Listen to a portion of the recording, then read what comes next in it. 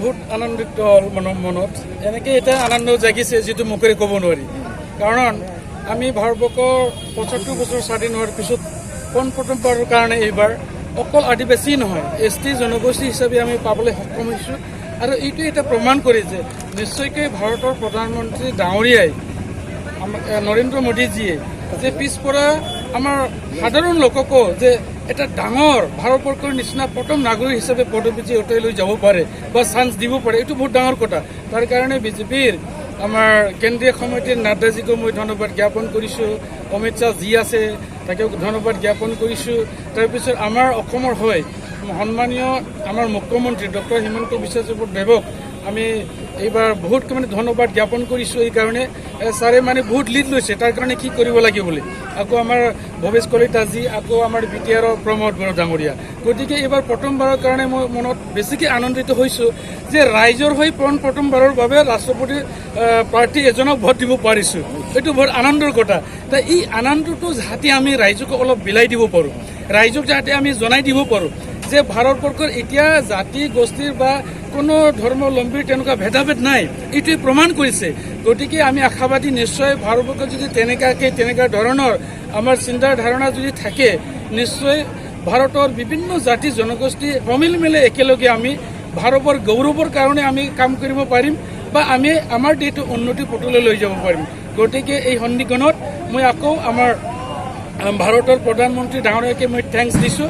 এনেকুৱা যাতে প্ৰত্যেকবাৰতে ভালকৈ চালি জাৰি চাই আমাৰ সব জাতি জনগোষ্ঠী একেলগে লৈ গ'লে আমাৰ ভাৰতৰ উন্নতিৰ কাৰণে যাতে কামটো সদায় কৰে বা চিন্তা কৰে, এইটো আমি কামনা কৰিছোঁ।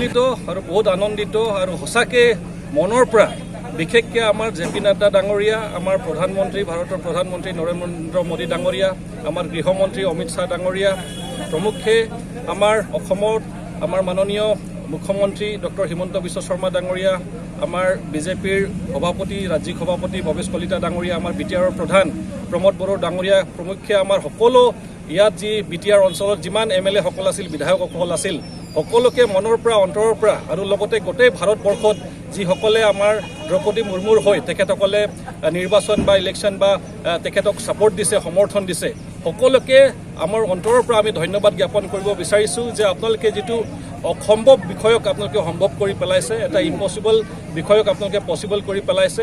আৰু সঁচাকৈ এইটো আমাৰ কাৰণে এটা ঐতিহাসিক দিন, এটা হিষ্টৰিক ডে আমাৰ কাৰণে যে ভাৰতবৰ্ষত কেতিয়াও তেনেকুৱা হোৱা নাই, কোনো চৰকাৰে কোনো ৰাজনৈতিক দলে এনেকুৱা ধৰণৰ পদক্ষেপ লোৱা নাই।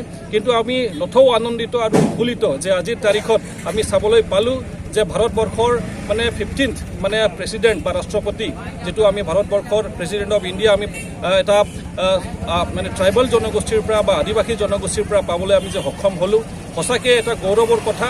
আৰু এইখন দেশ বা এইখন চৰকাৰ, এই দেশৰ চৰকাৰ যে সঁচাকৈ সকলোকে সমান মানে এটা ইম্পৰ্টেঞ্চ দিছে, গুৰুত্ব দিছে।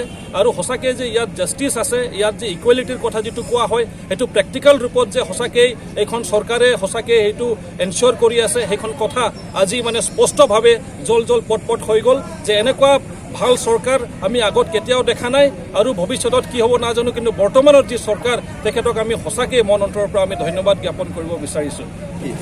ইয়াৰ মূল কাৰণটো আমাৰ শ্ৰীমতী দ্ৰৌপদী মুৰ্মু ডাঙৰীয়ানী যে আমাৰ বিজেপিৰ দলৰ পৰা আৰু NDAৰ ফালৰ পৰা এখেতে যে প্ৰাৰ্থী পত্ৰ কৰিছিল, তেখেতে জয়ী হৈয়ে গ'ল।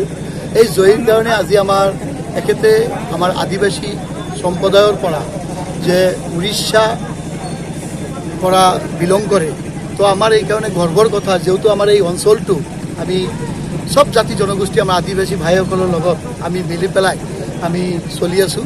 তো এইকাৰণে আমাৰ আদিবাসী ভাইসকলক লৈ আজি আমি চাইছোঁ যে সবাৰ ভিতৰত যে আজি আমি এটা মানে যিটো আমাৰ ৰাষ্ট্ৰপতি ভাৰতবৰ্ষৰ প্ৰথম নাগৰিক, যে আজি আদিবাসী স্বাধীনতাৰ পিছত যে প্ৰথম কোনো দলে কোনো NDA যে চিন্তা কৰি পেলাই যে আজি আমাৰ এই পিছপৰা জাতিক যে আজি ৰাষ্ট্ৰপতি পদত যে প্ৰাৰ্থী হিচাপে দি আজি ৰাষ্ট্ৰপতি বনাইছে।